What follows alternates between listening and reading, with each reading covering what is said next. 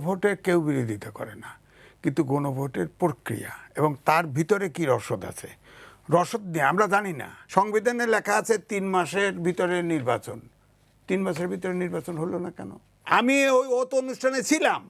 Doctor Mohammad Yunus বলেছে এই সংবিধান সমুন্নত রাখার জন্য ওত নিল এই প্রেসিডেন্টের সংবিধান সমুন্নত রাখার কথা বলছে। হ্যাঁ বলছে, সেটা ব্যাখ্যা দিব। হ্যাঁ, এখন আমার বক্তব্য হচ্ছে যে ওইটা যদি ধরি আর 106 অনুচ্ছেদ যদি ধরি, তাহলে তো এটা সাংবিধানিক সরকার।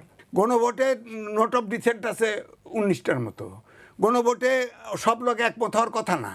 গণভোটে যদি খালি যদি উল্লেখ যে আপনি গণভোটে একমত কিনা আমি মতামত, জুলাই সনদে আপনি একমত কিনা, এই প্রশ্ন যখনই আসবে, সনদ যখন আসবে, সনদে তো অনেক ইস্যু আছে, অনেক ইস্যু আছে, 84টা ইস্যু আছে, এরাও একমত হইতে পারে নাই। আপনি পয়েন্ট ব্ল্যাঙ্ক আমার ইয়েস নো মতামত চান কী করে?